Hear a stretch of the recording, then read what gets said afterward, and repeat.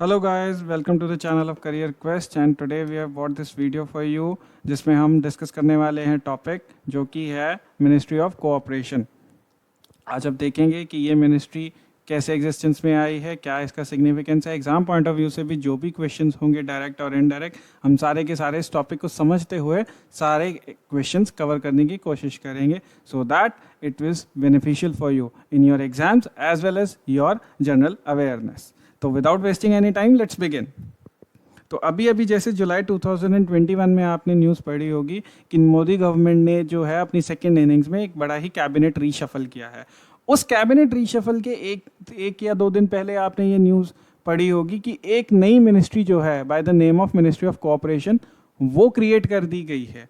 तो central government ने ये जो मिनिस्ट्री ऑफ कोऑपरेशन क्रिएट की है, ये अपनी एक विजन जो है इनकी सहकार से समृद्धि, इस विजन के तहत इस गवर्नमेंट ने ये मिनिस्ट्री को क्रिएट किया है। पहले ये जो था कोऑपरेशन का एक डिपार्टमेंट था जो कि एग्रीकल्चर मिनिस्ट्री के अंडर था, लेकिन अब इसे एक फुल फ्लेज कैबिनेट मिनिस्ट्री बना दी गई है। एंड मोर ओवर जो सबसे इंटरेस्टिंग बात यहाँ पे नोट करने वाली ये है वो है कि मिस्टर अमित शाह जो कि बहुत ही सीनियर लीडर हैं, वो इस मिनिस्ट्री के इंचार्ज होंगे, वो इस मिनिस्ट्री को हेड करेंगे। As you know mister Amit Shah is already a honourable home minister of India, ठीक है। उसके साथ साथ इनको जो है मिनिस्ट्री ऑफ कोऑपरेशन का चार्ज दिया गया है। तो यहाँ से काफ़ी कुछ आपको एक इंटरेस्टिंग डेवलपमेंट समझ में आ रही होगी कि गवर्नमेंट जो है इतने सीनियर लीडर को इस मिनिस्ट्री का, एक नई मिनिस्ट्री का चार्ज दे रही है, तो definitely they are having some very serious vision for this particular topic. तो आज उसी विजन को कहीं ना कहीं हम एक्सप्लोर करने की कोशिश करेंगे और जानना चाहेंगे कि क्या अहमियत है इस कोऑपरेशन की, इस कोऑपरेटिव मूवमेंट की इंडिया में और इंडिया के इकोनॉमिक्स में, ठीक है। तो अब अमित शाह जी को ही क्यों चूज किया गया है, इसके लिए भी एक इंटरेस्टिंग कहानी है जो मैं आपको वीडियो के एंड में बताऊंगा। एज आई सेड, तो की नई मिनिस्ट्री क्रिएट की गई है, तो इस मिनिस्ट्री को क्रिएट करने की पावर कहाँ से आती है, इस मिनिस्ट्री को या किसी भी मिनिस्ट्री को क्रिएट करने की पावर कहाँ से आती है।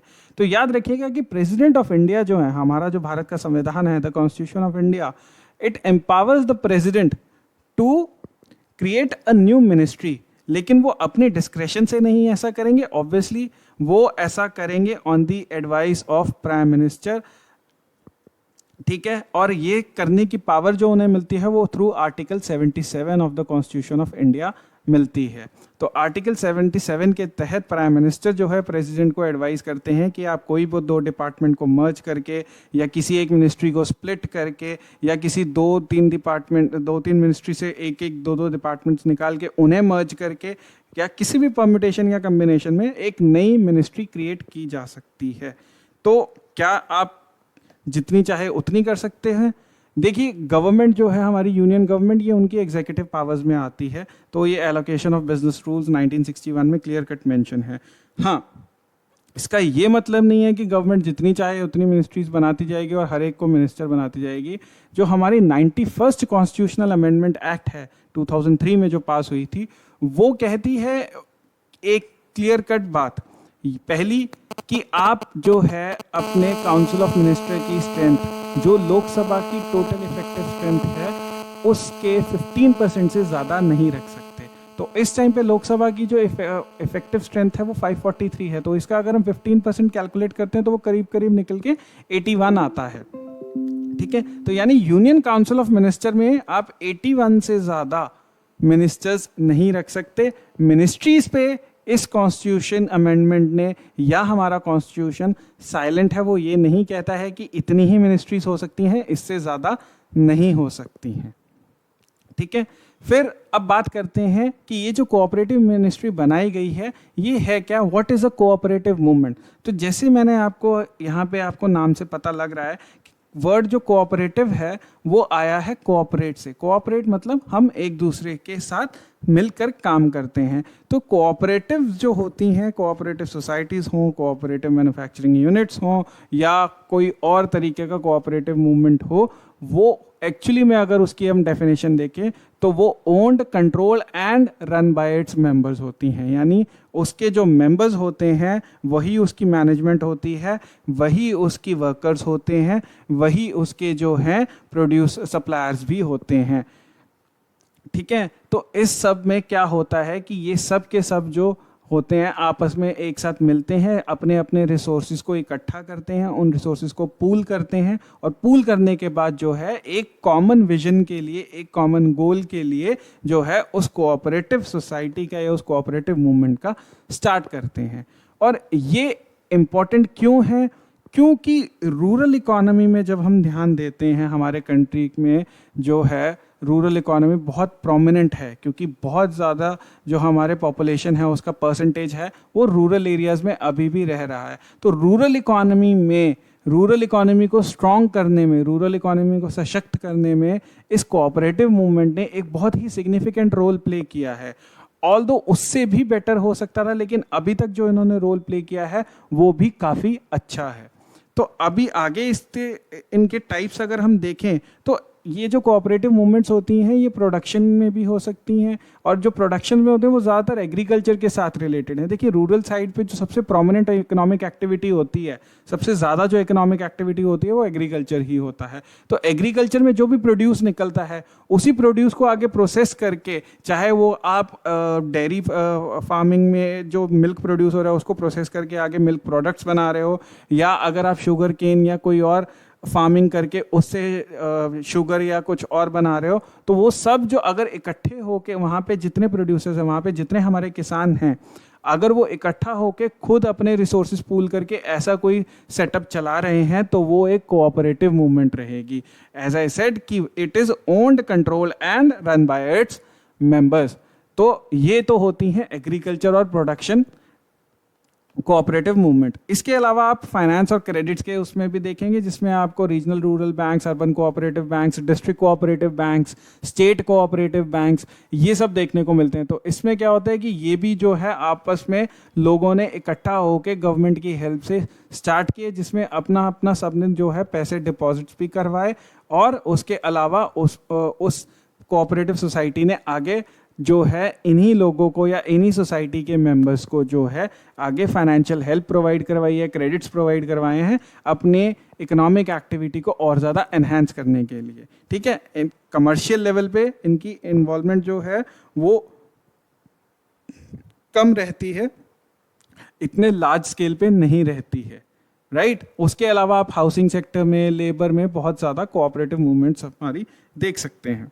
ठीक है, तो अगर इनकी हिस्ट्री की बात करें तो क्या ये कोऑपरेटिव मूवमेंट्स जो हमारी चलती आ रही है ये सिर्फ इंडिपेंडेंस के बाद ही शुरू हुई है? तो नहीं। अगर आप हिस्ट्री में जाएं तो कोऑपरेटिव मूवमेंट जो है या कोऑपरेटिव सोसाइटीज़ आप कहेंगे तो ये इंडिपेंडेंस से पहले भी चलती आ रही थी। 1904 में जब लॉर्ड कर्जन हमारे वाइसरॉय थे तो उनके अंडर जो है cooperative societies act, credit societies act पास किया गया था।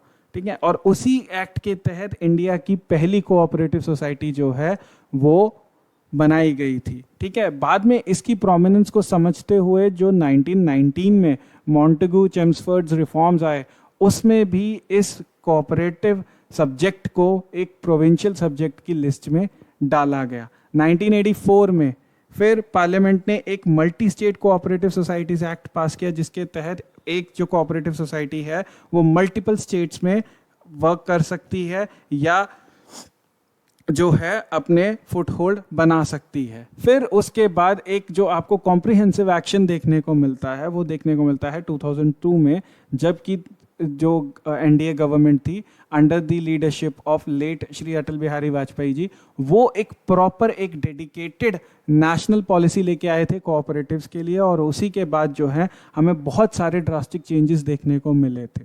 ठीक है, उसी के बाद हमें देखने को मिला था कि कैसे जो है सडन इस कोऑपरेटिव मूवमेंट को एक प्रोमिनेंस मिलती है, एक जो है बूस्ट मिलता है, और उसके बाद ये काफ़ी अच्छे तरीके से कुछ पर्टिकुलर स्टेट्स में बेनिफिशियल मूवमेंट निकल के आती है।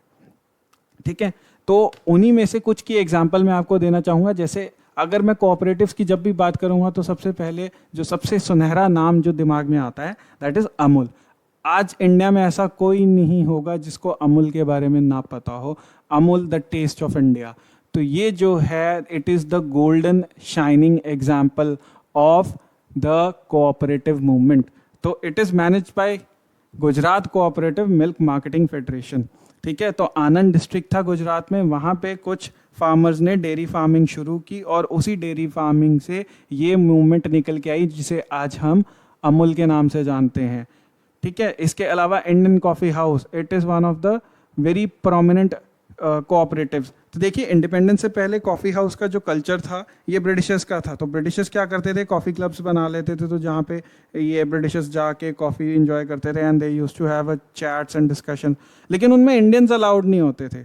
तो इंडियंस को स्पेसिफिकली अपने लिए जो है कुछ सिमिलर कंसेप्ट पे लाना था, तो उसी के तहत कॉफ़ी सेस कमेटी जो थी 1936 में उन्होंने इंडियन कॉफ़ी हाउस स्टार्ट किया।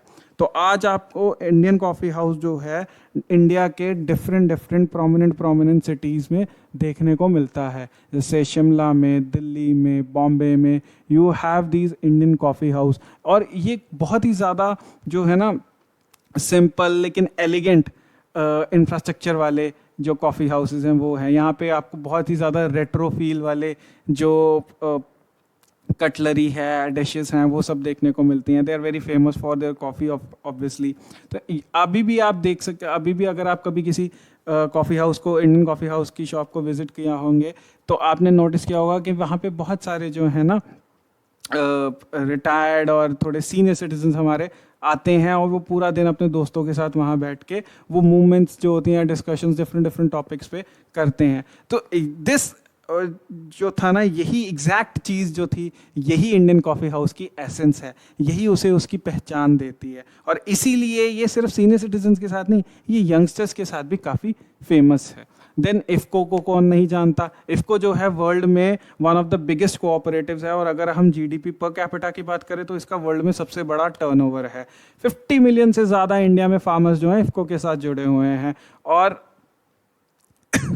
जो है इनकी डिफरेंट इंडिया के पार्ट्स में रीच है। तो ज़्यादातर ये फार्मर्स को फर्टिलाइजर्स प्रोवाइड करते हैं। इसके अलावा शुगर मिल्स, तो शुगर मिल्स जो इंडिया में है, जो शुगर प्रोड्यूस कर रही हैं, जो चीनी प्रोड्यूस कर रही हैं, जो चीनी हम डेली लाइफ में कंज्यूम करते हैं, तो वो इंडिया की जो शुगर मिल्स हैं उसमें से कम 35% जो शुगर मिल्स हैं वो कोऑपरेटिव हैं। मतलब वहाँ पे जो किसान जो हमारे गन्ना उगाते हैं उन्होंने ही आपस में कोऑपरेटिव सोसाइटी बना के वो एक शुगर मिल स्टार्ट की हुई है।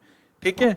इसके अलावा अगर हम फाइनेंस सेक्टर में देखें तो बहुत सारी आपको प्राइमरी एग्रीकल्चर क्रेडिट सोसाइटीज़ देखने को मिलेगी, बहुत सारी। ठीक है। और इन्हीं प्राइमरी एग्रीकल्चर क्रेडिट सोसाइटीज़ की वजह से जो है इस कोऑपरेटिव मूवमेंट को एक बूस्ट मिला हुआ है, या आप कह लो कि इस कोऑपरेटिव मूवमेंट को आज भी चलता किया हुआ है। ठीक है। तो अब क्या प्रोमिनेंस है इनकी, तो अगर आप नाबार्ड की, national agriculture bank for rural development, national bank for agriculture and rural development, अगर आप उसकी रिपोर्ट पढ़ें 2019 और 2020 की, तो आप देखेंगे कि इंडिया में करीब 95,000 से ज़्यादा प्राइमरी एग्रीकल्चर क्रेडिट सोसाइटीज़ हैं। 363 यानी 363 डिस्ट्रिक्ट कोऑपरेटिव बैंक्स हैं, 33 स्टेट कोऑपरेटिव बैंक्स हैं। ठीक है। तो अब अगर ये तो थे इनके नंबर्स, अगर आप इनके आगे फाइनेंस की या इनके कैपिटल की बात करें तो अगर आप देखेंगे तो स्टेट कोऑपरेटिव बैंक्स जो हैं उनका पेड अप कैपिटल कितना है, 6,000 करोड़ से ज़्यादा, और उनके पास डिपॉजिट कितने हैं, 1,35,000 करोड़ से ज़्यादा उनके पास डिपॉजिट्स हैं। अगर हम थोड़ा और स्मॉल लेवल पे जाते हैं यानी डिस्ट्रिक्ट लेवल पे जाते हैं, तो डिस्ट्रिक्ट लेवल पे जो कोऑपरेटिव बैंक्स हैं उनका पेड अप कैपिटल कितना है, अगर हम टोटल इंडिया के डिस्ट्रिक्ट कोऑपरेटिव बैंक्स की बात करें तो उनका पेड अप कैपिटल 21,000 करोड़ से ज़्यादा निकल के आता है, और उनके डिपॉजिट 3,78,000 करोड़ से ज़्यादा निकल के आते हैं। ठीक है। तो आरबीआई जो है, आरबीआई के लिए ये बहुत प्रोमिनेंट हो जाता है। जैसे अर्बन कोऑपरेटिव बैंक्स हैं, तो अर्बन कोऑपरेटिव बैंक्स के पास भी जो है काफ़ी कैपिटल है, और उनका जो पूरा लोन पोर्टफोलियो है वो 3 लाख करोड़ से ज़्यादा है। तो यहाँ पे एक इन्फॉर्मेशन मैं आपको और देना चाहूँगा कि पहले जो था अर्बन और रूरल कोऑपरेटिव बैंक्स जो थे वो रजिस्ट्रार ऑफ सोसाइटीज़ जो थी उनके अंडर आते थे, लेकिन अब 2019 और 20 के अमेंडमेंट्स के बाद जो है, लेटेस्ट अमेंडमेंट्स हैं उनके बाद जो है अर्बन कोऑपरेटिव बैंक्स जो हैं अब आरबीआई के अंडर चले गए हैं। तो अब उसका जो रेगुलेट करती है, रेगुलेटरी बॉडी है, वो आरबीआई हो गई है।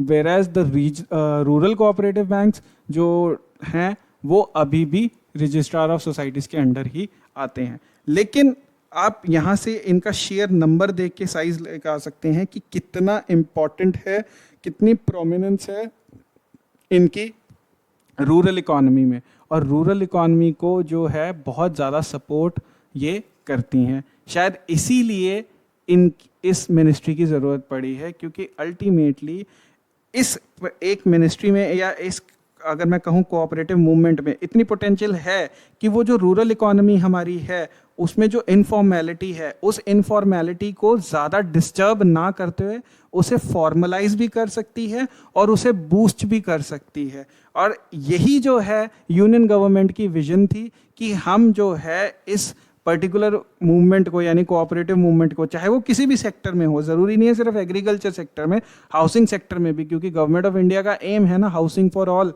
ठीक है, कि इंडिया में कोई भी बेघर ना हो। गवर्नमेंट ऑफ इंडिया का एम है कि हम 2022 तक हमारे जो फार्मर्स हैं उनकी इनकम डबल करे। तो not just in agriculture sector but in housing, in labour, all the sectors जो ये कोऑपरेटिव मूवमेंट है इसको और स्ट्रॉन्ग करें। क्योंकि अभी तक ये एग्रीकल्चर मिनिस्ट्री के अंडर थी, तो एग्रीकल्चर मिनिस्ट्री जो थी हमारी ministry of agriculture and farmer welfare, उनका जो ज़्यादा ध्यान और जो ज़्यादा रिसोर्सेज जो उनको एलोकेट होते थे वो अकॉर्डिंग टू एग्रीकल्चर और फार्मर वेलफेयर होते थे। तो कहीं ना कहीं कोऑपरेटिव जो था, हमारी कोऑपरेटिव मूवमेंट थी, उसको कहीं ना कहीं एक बैक सीट पे रख दिया गया था। तो लेकिन इस कोऑपरेटिव मूवमेंट की प्रोमिनेंस उतनी ही है जितनी एग्रीकल्चर की है, क्योंकि अगर एक बार कोई प्रोड्यूस हो जाता है तो अगर हमारा जो फार्मर है अगर वही प्रोड्यूस कर रहा है और उसको हम इतना एम्पावर कर देते हैं कि वो आगे चल के अपने प्रोड्यूस को प्रोसेस करके मार्केट में बेच सके, तो ऑब्वियसली उसकी इनकम इंक्रीज होगी ही होगी, डबल क्या ट्रिपल भी हो सकती है इफ़ इट वर्क्स। तो यही जो है यही मेन विजन था और यही मेन जो है आइडिया है इस नई मिनिस्ट्री को क्रिएट करने के पीछे। दूसरा जो रीज़न था वो ये था कि अगर आप रिपोर्ट्स पढ़ें, specially Vaikunth Mehta institute of cooperative management, तो वो कहेंगे कि ऑल्दो इस कोऑपरेटिव स्ट्रक्चर ने काफ़ी ज़्यादा फ्लरिश किया है, लेकिन ये पूरे इंडिया में अपना मार्क नहीं छोड़ पाया है और कुछ चुनिंदा स्टेट्स में ही हमें हमको इसका जो है प्रोमिनेंस देखने को मिलता है, इसका एक बहुत ज़्यादा बेनिफिशियल इम्पैक्ट देखने को मिलता है। मतलब जो एक विजन थी ना कि कोऑपरेटिव मूवमेंट पूरे इंडिया में स्टार्ट होगा तो पूरे इंडिया का जो है रूरल इकोनॉमी बूस्ट होगी, वैसा ना हो कि कुछ स्टेट्स तक रह गए जिसमें ज़्यादातर हम जो है काउंट करते हैं गुजरात को, काउंट करते हैं महाराष्ट्र को, काउंट करते हैं कर्नाटका को, बट पैन इंडिया वो बेनिफिट, वो इम्पैक्ट हम नहीं देख पाए हैं। इसीलिए ये नई कोऑपरेटिव मिनिस्ट्री बनाई गई है और शायद इसीलिए ही इसे कैबिनेट रैंक देके इतने सीनियर मिनिस्टर के पास इसका चार्ज दिया गया है, ठीक है। और जो तीसरा रीज़न ये था कि गवर्नमेंट ऑफ इंडिया चाहती है कि हमारे कोऑपरेटिव सिर्फ और सिर्फ इंडिया में नहीं रहे, उन्हें ग्लोबली compete करवाना है। तो उनके ईज ऑफ डूइंग बिजनेस के लिए भी उनमें नए लेटेस्ट से लेटेस्ट टेक्नोलॉजी आए, टेक्निकल नो हाउ आए, स्किल्ड लेबर आए, बेस्ट क्वालिटी प्रोड्यूस उनके पास हो, ठीक है, best quality product at the most competent prices अगर वो प्रोड्यूस कर सकते हैं तो हम ग्लोबल मार्केट को भी कैप्चर कर सकते हैं। क्योंकि हमारे यहाँ जो एग्रीकल्चर होता है वो ज़्यादातर ट्रेडिशनल तरीके से होता है, specially in the north east India. तो अगर उस ट्रेडिशनल तरीके से किया हुआ एग्रीकल्चर हम उसको प्रोड्यूस कर सकें, उसको अच्छा प्रोसेस कर सकें, तो उसकी वैल्यू काफ़ी ज़्यादा होगी और उसकी डिमांड उससे भी ज़्यादा होगी, ठीक है। So this is the entire vision for this new ministry और इसीलिए अमित शाह जी को जो है इसका चार्ज दिया गया है। इसके अलावा एक रीज़न और था कि अमित शाह जी को जो चार्ज दिया गया है वो ये था कि अमित शाह जी ने जो अपना पॉलिटिकल करियर स्टार्ट किया था वो एक कोऑपरेटिव मूवमेंट से ही स्टार्ट किया था। वो अहमदाबाद की जो कोऑपरेटिव सोसाइटी थी उसके हेड जो हैं वो रह चुके हैं। तो mister Amit Shah is somebody जिन्होंने इस मूवमेंट को ग्रास रूट लेवल से देखा है और उसी ग्रास रूट लेवल पे इस मूवमेंट को स्ट्रॉन्ग करने के लिए इस नई मिनिस्ट्री को बनाया गया है और उन्हें ये चार्ज दिया गया है, because as I think that it is something that is very close to his heart. अब इस सारी मिनिस्ट्री में जो है अगर ये सही विजन से और सही तरीके से और इंटेंडेड वे में काम करती है तो ये मिनिस्ट्री इंडिया की इकॉनमी, खासकर जो हमारी रूरल इकॉनमी है, उसको बहुत ही ज़्यादा पॉजिटिव वे में इम्पैक्ट करने की पोटेंशियल रखती है।